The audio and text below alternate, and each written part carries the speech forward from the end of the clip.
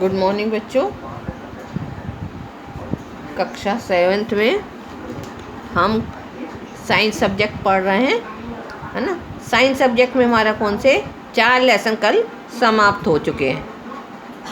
4 lesson हम पढ़ चुके हैं। आज हमारा अध्याय 5 शुरू होने जा रहा है ना। अध्याय 5 में हम क्या पढ़ेंगे? अम्ल, क्षारक और लवण के बारे में हम पढ़ेंगे। किसके बारे में? अम्ल, क्षारक और लवण के बारे में हम पढ़ेंगे। तो अध्याय 5 का नाम क्या है? अम्ल, क्षारक और लवण। तो बच्चों, आप लोग भोजन करते हो तो सभी प्रकार के भोजन में कोई ना कोई स्वाद होता है ना। मतलब जो भी भोजन हम करते हैं तो उसमें कोई ना कोई स्वाद जरूर होता है।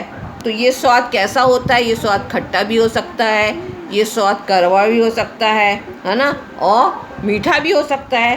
तो कुछ भी स्वाद, भोजन का स्वाद कुछ भी हो सकता है। अब स्वाद हम मतलब किसी भी चीज़ का स्वाद हम कैसे पता करते हैं? खा के हम उसको पता चलते हैं कि वो कैसा, खट्टा है कि मीठा है कि कड़वा है।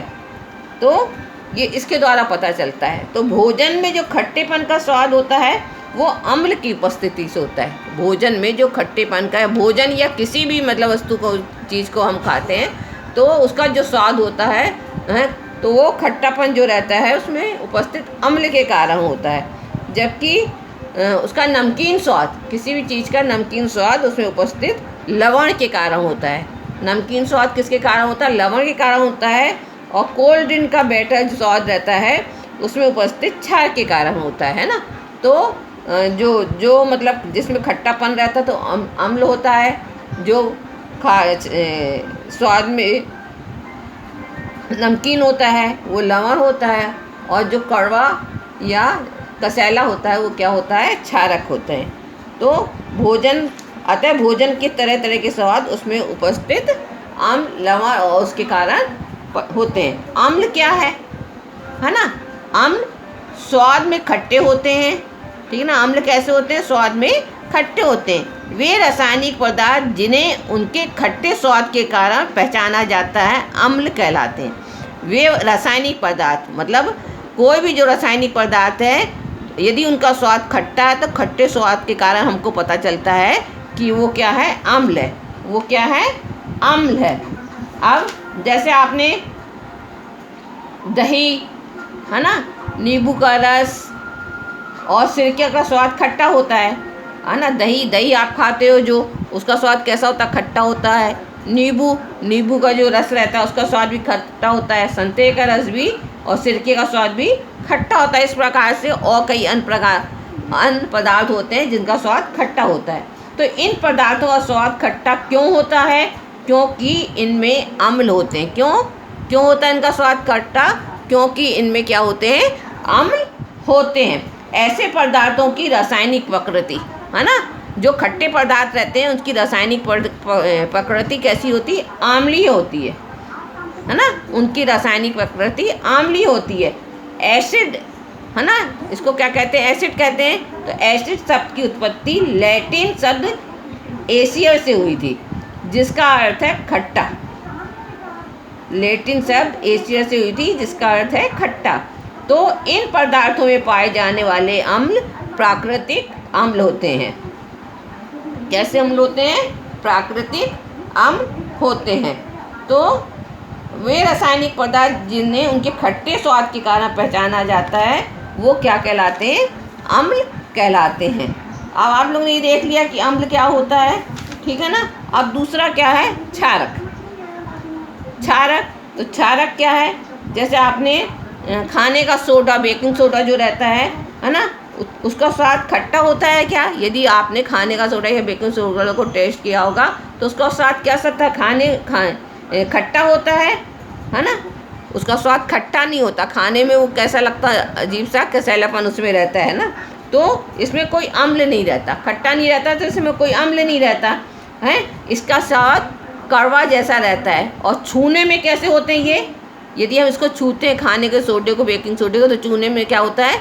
चिकनापन रहता है ना। यदि उसको अपनी उंगलियों के बीच में रगड़ते हैं तो ये साबुन के जैसे चिकना लगता है। साबुन के समान कैसे चिकना लगता है। तो सामान्यतः ऐसे पदार्थ जिनका स्वाद कड़वा होता है और जो स्पर्श करने पर साबुन जैसे लगते हैं क्षारक कहलाते हैं, है ना। क्या है क्षारक? सामान्यतः ऐसे पदार्थ जिनका स्वाद कड़वा होता है और स्पर्श करने पर साबुन जैसे चिकने होते हैं क्या कहलाते हैं? क्षारक कहलाते हैं। और क्षारक पदार्थ की प्रकृति कैसी होती है? उसे क्या कहते हैं? क्षारकीय होती है। क्षारक पदार्थों की प्रकृति कैसी होती है? क्षारकीय होती है। ठीक है। इसी प्रकार लवण, है ना, तो लवण का वही आगे देखेंगे हम। अभी हम अम्ल और क्षारक पढ़ रहे हैं। अम्ल और क्या पढ़ रहे हैं? क्षारक पढ़ रहे हैं। अब कोई भी पदार्थ आम्लीय है कि क्षारकीय है ना। कोई भी पदार्थ आम्लीय या क्षारकीय है, इसका परीक्षण करने के लिए विशेष प्रकार के पदार्थों का उपयोग किया जाता है। अब क्या है, कोई भी पदार्थ यदि हम खाते हैं, जैसे तो कई पदार्थ यदि हम स्वाद में खा के देखें कि वो खट्टे हैं कि मीठे हैं, तो कई पदार्थ क्या होते हैं? जहरीले होते हैं, कुछ हमारे शरीर के लिए हानिकारक होते हैं। इसलिए जब तक कोई पदार्थ खाने के लिए ना बोला जाए तो हमको उसको खाना नहीं चाहिए। यदि उसको छूने के लिए नहीं बोला जाए तो उसे हमें छूना नहीं चाहिए। तो अब क्या है कि ये जब पदार्थ को खाना मतलब खाएंगे नहीं और छुएंगे नहीं, तो उस कैसे पता करेंगे कि वो आम्लीय है कि क्षारकीय है? तो कोई पदार्थ आम्लीय या क्षारकीय है, इसका परीक्षण करने के लिए एक विशेष प्रकार के पदार्थों का उपयोग किया जाता है ना। किसी भी पदार्थ को कि वह आम्लीय अथवा क्षारकीय है, इसका परीक्षण करने के लिए एक विशेष प्रकार के पदार्थ का उपयोग किया जाता है। ये पदार्थ क्या कहलाते हैं? सूचक कहलाते हैं। क्या कहलाते हैं ये पदार्थ? सूचक कहलाते हैं। ठीक है, समझ में आया बच्चों? सूचक किसे कहते हैं? तो अम्ल क्या, जो स्वाद में खट्टे होते हैं वो अम्ल कहलाते हैं, और वो पदार्थ आम्लीय प्रकृति के होते हैं। ऐसे पदार्थ जिनका स्वाद कड़वा होता है और स्पर्श करने पर साबुन जैसे चिकने लगते हैं वो क्या कहलाते हैं? क्षारक कहलाते हैं, और इनकी प्रकृति क्षारकीय होती है। अब सूचक कोई भी पदार्थ आम्लीय अथवा क्षारकीय है, इसका परीक्षण करने के लिए एक विशेष प्रकार के पदार्थों का उपयोग किया जाता है, जिसे हम क्या कहते हैं? सूचक कहते हैं। अब सूचक क्या है? प्राकृतिक रूप में भी पाए जाते हैं सूचक। तो प्राकृतिक रूप में पाए जाने वाले सूचक कौन कौन से हैं, है ना। तो अब क्या है, ये हल्दी है, लिटमस है, गुड़हल की पंखुड़ियाँ। कौन कौन से हैं प्राकृतिक रूप से? हल्दी, लिटमस, गुड़हल की पंखुड़ियाँ आदि ये प्राकृतिक रूप में से पाए जाने वाले सूचक हैं। जब इनका मतलब पदार्थ युक्त विलयन में मिलाया जाता है, इन सूचक को इन पदार्थ युक्त विलयन में मिलाया जाता है, तो क्या होता है? उसका रंग बदल जाता है। उस विलयन का रंग क्या होता है? बदल जाता है ना। ठीक है बच्चों, ये समझ में आ गया कि सूचक क्या होते हैं। सूचक वे पदार्थ हैं कि किसी भी पदार्थ को आम्लीय या क्षारीय पता करने के लिए इसका उपयोग किया जाता है। जब इसको विलयन में सूचक को डाला जाता है तो उसका रंग क्या होता है? चेंज हो जाता है। जैसे आपने देखा होगा कि यदि किसी कपड़े में क्या होता है? हल्दी लग जाती है, तो हल्दी का रंग कैसा होता है? पीला होता है ना। हल्दी का रंग कैसा होता है? पीला होता है। यदि आप उसको साबुन से, है ना, साबुन से धोते हो तो उसका रंग कैसा हो जाता है? लाल रंग का हो जाता है। कैसा हो जाता है? लाल रंग का हो जाता है ना। तो क्या होता है? उस सूचक के कारण इसका रंग चेंज हो जाता है। अब क्या है? लिटमस, है ना। लिटमस क्या है? एक प्राकृतिक रंग सूचक है। प्राकृतिक, ये क्या है? लिटमस भी एक प्राकृतिक रंजक है। ये किससे बनता है?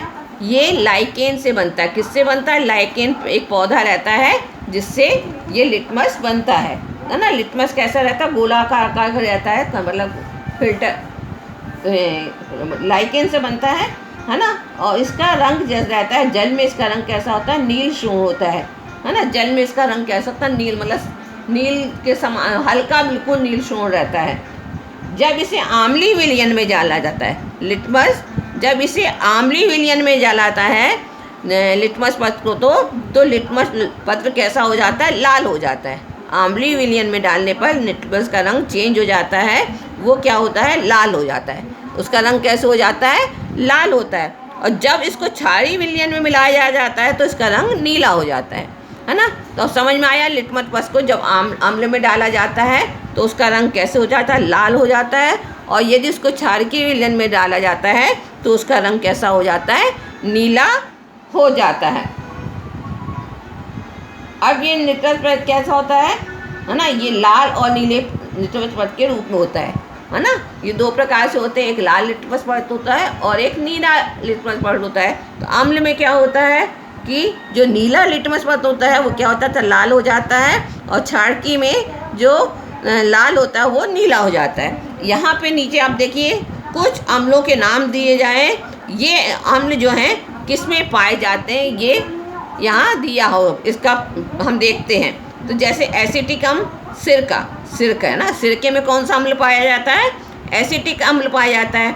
फॉर्मिक अम्ल, चींटी के डंक में डंक जो रहता है उसमें फॉर्मिक अम्ल पाया जाता है। साइट्रिक एसिड है ना, साइट्रिक एसिड मतलब जो खट्टे पदार्थ रहते हैं उसमें क्या होता है, साइट्रिक एसिड पाया जाता है। जैसे नींबू कुल के फल, मतलब जो फाइबर वाले फल होते हैं उसमें साइट्रिक एसिड पाया जाता है। जैसे नींबू हो गया, संतरा हो गया, है ना, आदि क्या है, इसमें कौन सा एसिड पाया जाता है, साइट्रिक एसिड पाया जाता है।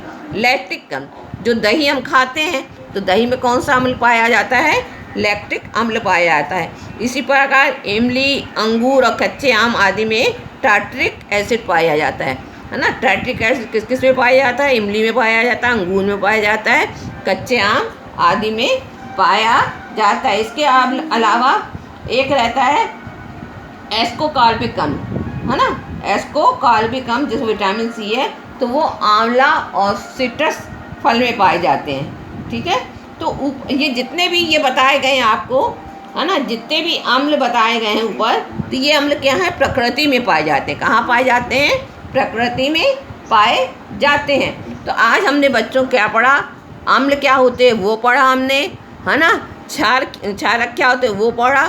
फिर हमने सूचक पढ़ा कि सूचक क्या है ना, सूचक क्या होता है, किसी भी अम्लीय या क्षारिक रंग तो उसका रंग क्या हो जाता है, चेंज हो जाता है। फिर हमने देखा प्राकृतिक रूप से कौन कौन से सूचक होते हैं, हल्दी, लिटमस, गुड़हल की पकड़ियाँ आदि होती हैं। फिर हमने देखा लिटमस दो प्रकार के, नीले और गुलाबी रंग के होते हैं। जब अम्ल में डाला जाता है तो क्या होता है, नीला लिटमस लाल हो जाता है, और जब क्षार में डाला जाता है तो लाल क्या होता है, नीला हो जाता है। इस प्रकार बच्चों यहाँ तक आपको समझ में आ गया होगा। इसके आगे का हम कल पढ़ेंगे।